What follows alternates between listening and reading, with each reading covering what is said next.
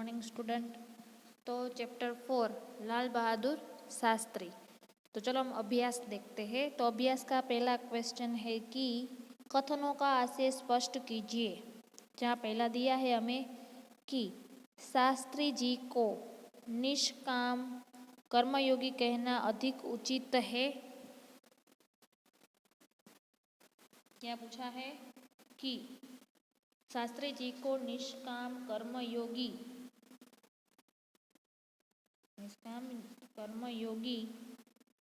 कहना अधिक उचित है। तो इसका हमें आशय स्पष्ट करना है। ओके, तो चलिए लिखिए आंसर। शास्त्री जी के लिए कर्म ही ईश्वर था। शास्त्री जी के लिए कर्म ही ईश्वर था। शास्त्री जी के लिए कर्म ही ईश्वर था। बिना किसी फल की आशा के, बिना किसी फल की आशा के वे संपूर्ण भाव से शास्त्री जी के लिए कर्म ही ईश्वर था। बिना किसी फल की आशा के, बिना किसी फल की आशा के वे संपूर्ण भाव से कर्म में लगे रहते थे। कर्म में लगे रहते थे। वे कर्म में लगे रहते थे। जब भी उन्हें अपने कर्म का फल पाने के अवसर मिले, जब भी उन्हें अपने कर्म का फल पाने के लिए अवसर मिले, उन्होंने उनकी अपेक्षा की। फल पाने के लालच से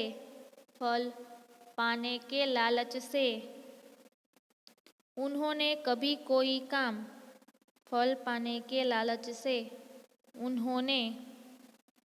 कभी कोई काम नहीं किया। फल पाने के लालच से उन्होंने कभी कोई काम नहीं किया। शास्त्री जी के इस स्वभाव को देखते हुए उन्हें केवल कर्मयोगी कहना पर्याप्त नहीं है। शास्त्री जी के स्वभाव को देखते हुए उन्हें केवल कर्मयोगी कहना पर्याप्त नहीं है। उन्हें निष्काम कर्मयोगी कहना अधिक उचित है। उन्हें निष्काम कर्मयोगी ही कहना अधिक उचित है। उन्हें निष्काम कर्मयोगी ही कहना अधिक उचित है। पूरा आंसर देखते हैं। तो शास्त्री जी के लिए कर्म ही ईश्वर था। बिना किसी फल की आशा के वे संपूर्ण भाव से कर्म में लगे रहते थे। जब भी उन्होंने अपने कर्म का फल पाने का अवसर मिला, उन्होंने उनकी अपेक्षा की। फल पाने के लालच में उन्होंने कभी कोई काम नहीं किया। शास्त्री जी के इस स्वभाव को देखते हुए केवल कर्मयोगी कहना पर्याप्त नहीं है। उन्हें निष्काम कर्मयोगी ही कहना अधिक उचित है। दूसरा देखते हैं। शास्त्री जी को व्यक्तित्व बापू के अधिक करीब था। शास्त्री जी का व्यक्तित्व बापू के अधिक करीब था। आंसर लिखिए। गांधी जी देश के बहुत बड़े नेता थे। गांधी जी देश के बहुत बड़े नेता थे। गांधी जी देश के बहुत बड़े नेता थे। फिर भी उनमें अद्भुत विनम्रता अल्पविराम सादगी, सादगी और सरलता थी, सरलता थी, सादगी और सरलता थी। इन गुणों ने उन्हें अधिक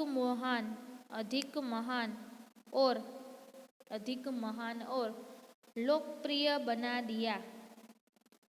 इन गुणों ने उन्हें अधिक महान और लोकप्रिय बना दिया। गांधी जी के ये गुण लाल बहादुर शास्त्री में भी थे। गांधी जी के ये गुण लाल बहादुर शास्त्री में भी थे। इसीलिए शास्त्री जी का व्यक्तित्व बापू से अधिक करीब था। बापू से अधिक करीब था।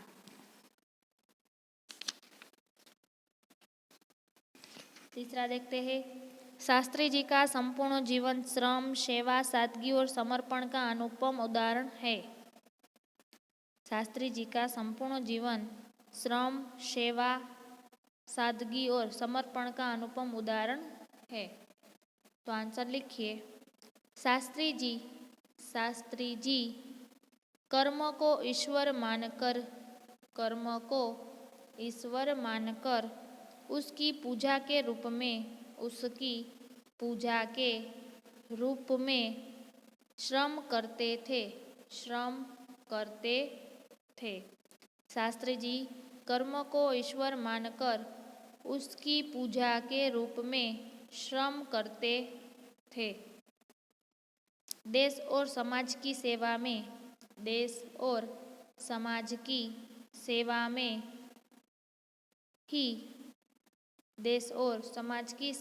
ही उन्हें जीवन की सार्थकता लगती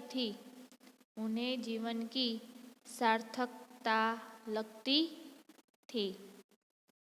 उन्हें सादा भोजन और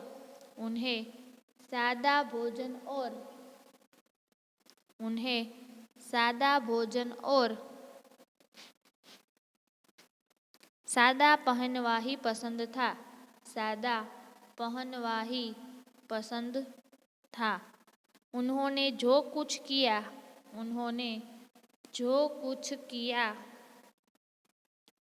पूरी निष्ठा और लगन से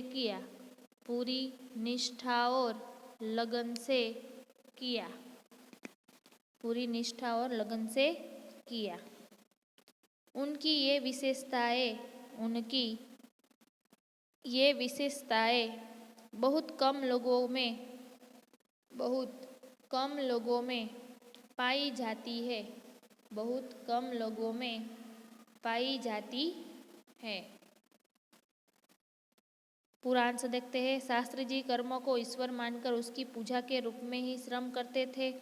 देश और समाज की सेवा में ही उन्हें जीवन की सार्थकता लगती थी। उन्हें सादा भोजन और सादा पहनवा ही पसंद था। उन्होंने जो कुछ किया पूरी निष्ठा और लगन से किया। उनकी ये विशेषताएं बहुत कम लोगों में पाई जाती है। उसके बाद का है क्वेश्चन 2। अगर महात्मा गांधी आपके सपनों में आए तो आप उनसे कौन कौन से प्रश्न पूछेंगे और महात्मा गांधी क्या क्या उत्तर देंगे? सोचिए, बताइए और लिखिए। तो लिखिए, अगर महात्मा गांधी मेरे स्वप्न में आए तो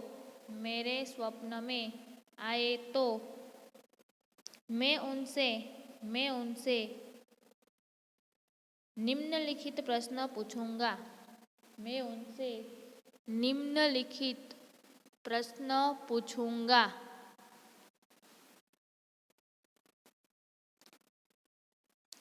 फिर मैं कर लिखिए, मैं कर डैश कीजिए और लिखिए। बापूजी सत्य क्या है? बापूजी सत्य क्या है? बापूजी सत्य क्या है? Question mark. नीचे लिखिए गांधी जी। नीचे लिखिए गांधी जी, डैश कर कर लिखिए जिसका नाश कभी नहीं होता, जिसका नाश कभी नहीं होता, अल्पविराम, जो अनंत और सदा भरोसे लायक है, जो अनंत और सदा भरोसे लायक है, वही सत्य है, वही सत्य है। नीचे लिखिए मैं कर कर डैश कीजिए बापूजी क्या जीवन में पूरी तरह, बापूजी क्या जीवन में पूरी तरह अहिंसक बनना संभव है, बापूजी क्या जीवन में पूरी तरह अहिंसक बनना संभव है। नीचे लिखिए गांधी जी और डैश कर कर लिखिए जहाँ तक हो सके वहाँ तक, जहाँ तक हो सके वहाँ तक जीव को आघात नहीं पहुँचाना चाहिए, जहाँ तक हो सके वहाँ तक किसी जीव को आघात नहीं पहुँचाना चाहिए। नीचे लिखिए मैं कर डैश बापूजी अपने अपने व्यस्त जीवन में से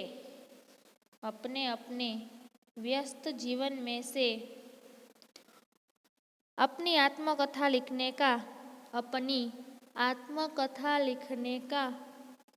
समय कैसे निकाला, बापूजी आपने अपने व्यस्त जीवन में से ही अपनी आत्मकथा लिखने का समय कैसे निकाला। तो आंसर मतलब वहाँ लिखिए गांधी जी लिखकर गांधी जी कीजिए और डैश कीजिए और लिखिए मुझे कई बार लंबी लंबी जेल यात्राएं करनी पड़ती थी, मुझे कई बार लंबी लंबी जेल यात्राएं करनी पड़ती थी, मुझे कई बार जीवन में लंबी लंबी जेल यात्राएं करनी पड़ी थी।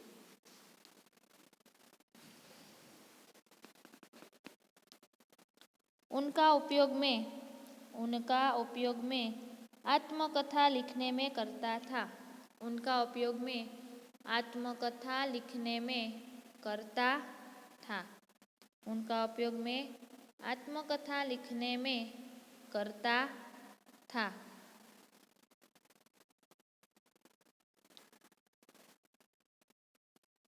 ओके, अब नीचे का है क्वेश्चन 3, संवाद को आगे बढ़ाइए जिससे कम से कम 8 से 10 प्रश्न और जवाब हो। रिया गांधी जी का जन्म कब हुआ था, सुनील गांधी जी का जन्म 2 अक्टूबर 1869 में हुआ था। रिया गांधी जी ने उच्च शिक्षा कहाँ से प्राप्त की, सुनील गांधी जी ने इंग्लैंड से उच्च शिक्षा प्राप्त की। बाद में फिर से रिया लिखो गांधी जी दक्षिण अफ्रीका क्यों गए थे, गांधी जी दक्षिण अफ्रीका क्यों गए थे, गांधी जी दक्षिण अफ्रीका क्यों गए थे। और सुनील कर लिखिए गांधी जी वकील के रूप में एक मुस्लिम व्यापारी का मुकदमा लड़ने के लिए, गांधी जी वकील के रूप में एक मुस्लिम व्यापारी का मुकदमा लड़ने के लिए दक्षिण अफ्रीका गए थे, एक मुस्लिम व्यापारी का मुकदमा लड़ने के लिए दक्षिण अफ्रीका गए थे। फिर से रिया दक्षिण अफ्रीका में रहकर गांधी जी ने किसका विरोध किया, दक्षिण अफ्रीका में रहकर गांधी जी ने किसका विरोध किया, दक्षिण अफ्रीका में रहकर गांधी जी ने किसका विरोध किया। नीचे लिखिए सुनील डैश कर लिखिए दक्षिण अफ्रीका में रहकर गांधी जी ने वहाँ की सरकार की रंग भेद की नीति का रंग भेद की नीति का विरोध किया। दक्षिण अफ्रीका में रहकर गांधी जी ने वहाँ की सरकार की रंग भेद की नीति का विरोध किया। फिर से रिया, दक्षिण अफ्रीका से भारत लौटकर गांधी जी ने क्या किया? दक्षिण अफ्रीका से भारत लौटकर गांधी जी ने क्या किया? दक्षिण अफ्रीका से भारत लौटकर गांधी जी ने क्या किया? तो फिर से लिखिए नीचे, सुनील डैश दक्षिण अफ्रीका से भारत लौटकर गांधी जी ने दक्षिण अफ्रीका से भारत लौटकर गांधी जी ने यहाँ चल रहे स्वतंत्रता आंदोलन को आगे बढ़ाया। दक्षिण अफ्रीका से भारत लौटकर गांधी जी ने यहाँ चल रहे स्वतंत्रता आंदोलन को आगे बढ़ाया। नीचे लिखिए रिया, गांधी जी ने राजनीति में अपना गुरु किसे बनाया? गांधी जी ने राजनीति में अपना गुरु किसे बनाया? नीचे लिखिए सुनील डैश कर गांधी जी ने राजनीति में अपना गुरु गोपाल कृष्ण गोखले को बनाया। गांधी जी ने राजनीति में अपना गुरु गोपाल कृष्ण गोखले को बनाया। रिया डैश कर लिखिए, गांधी जी ने नमक सत्याग्रह कब किया? गांधी जी ने नमक सत्याग्रह कब किया? नीचे लिखिए सुनील, गांधी जी ने सन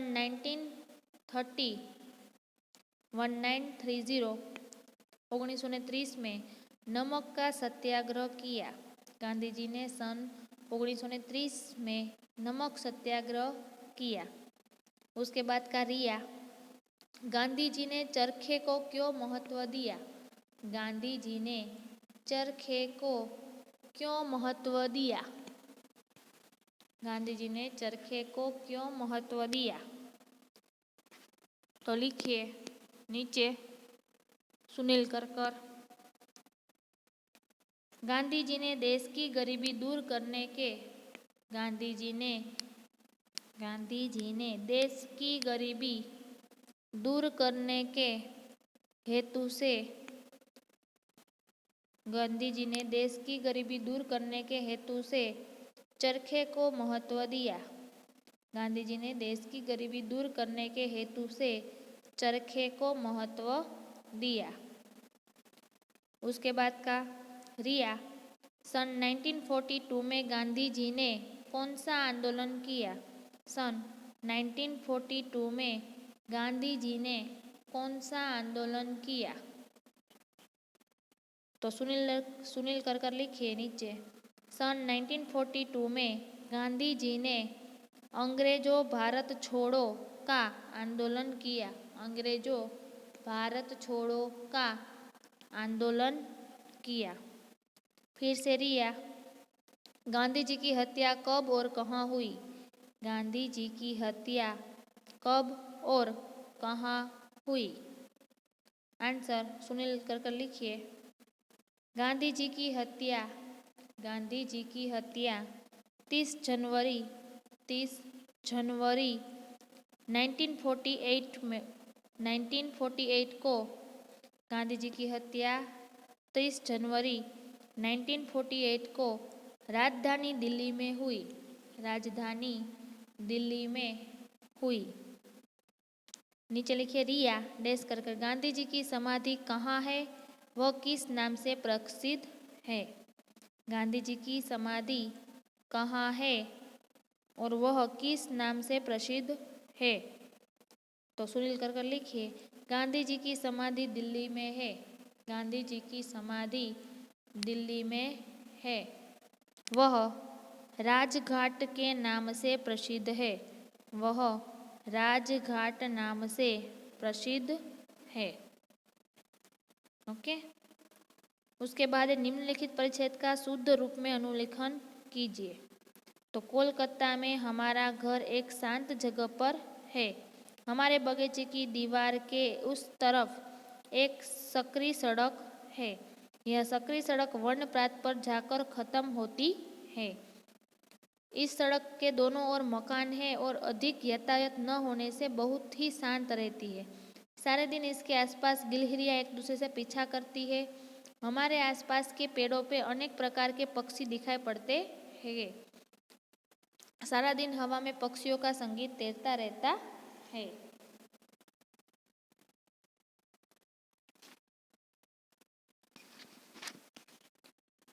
तो इसका उत्तर है कि इसमें कौन कौन सा, मतलब आपको क्या करना है, तो आपको ये देखकर अच्छी राइटिंग में अपनी फेयर बुक में लिखना है। ओके, अब आया स्वाध्याय। स्वाध्याय में पहला प्रश्न है, प्रश्नों के उत्तर दीजिए। शास्त्री जी ने देश की किस आकांक्षा को पूरा किया और कैसे? शास्त्री जी ने देश की किस आकांक्षा को पूरा किया और कैसे?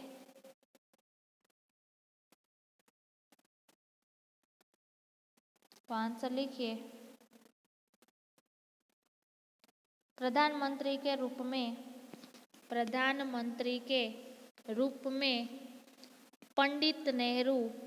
पंडित नेहरू एक समृद्ध राजनैतिक विरासत छोड़कर गए थे। प्रधानमंत्री के रूप में पंडित नेहरू एक समृद्ध राजनीतिक विरासत छोड़कर गए थे। उनकी मृत्यु के बाद उसे कुशलतापूर्वक संभालकर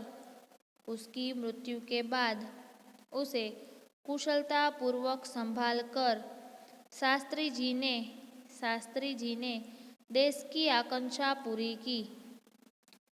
उनकी मृत्यु के बाद उसे कुशलतापूर्वक संभालकर शास्त्री जी ने देश की आकांक्षा पूरी की। शास्त्री जी का चरित्र निर्मल था। उनमें अद्भुत संकल्प शक्ति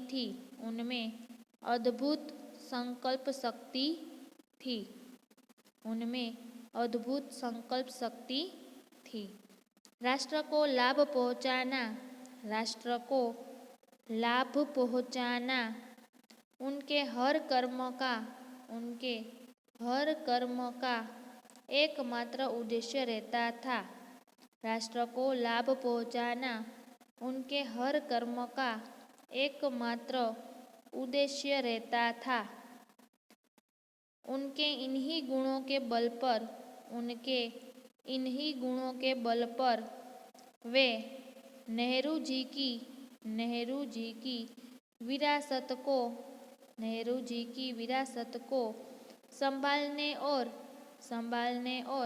उसे आगे बढ़ाने का कठिन काम पूरा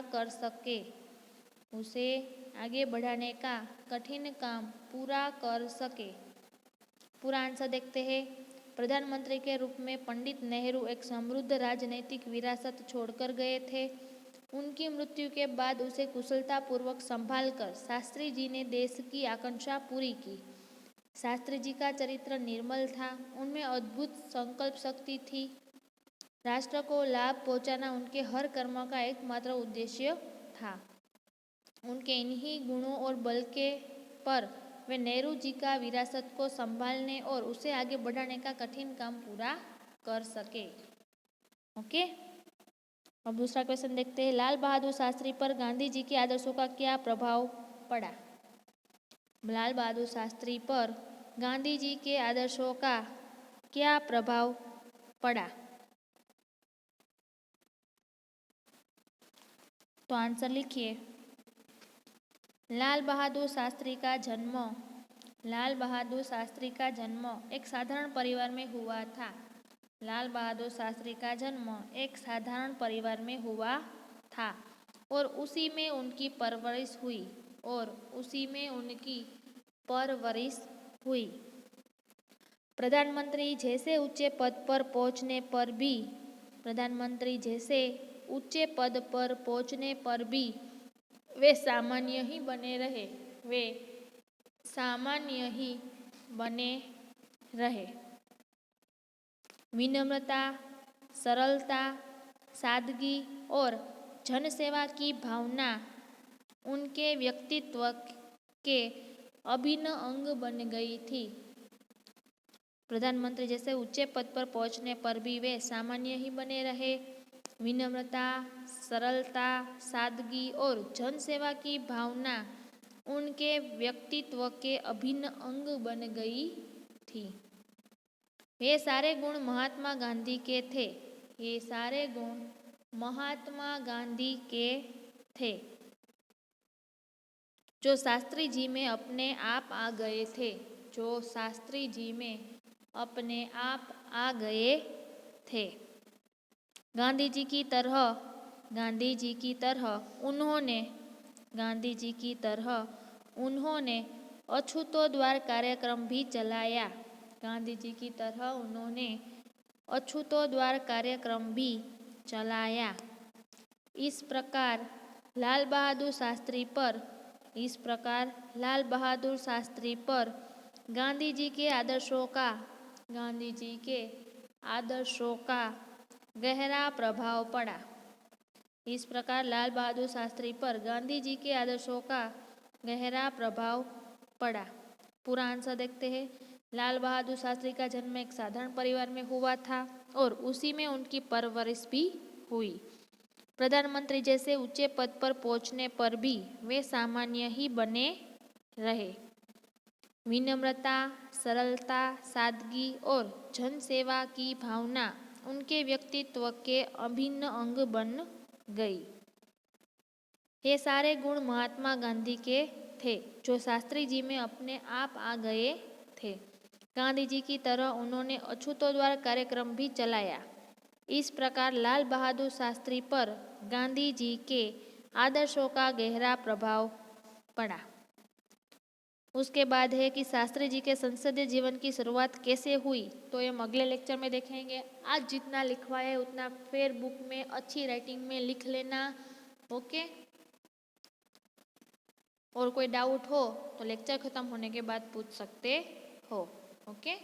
थैंक यू।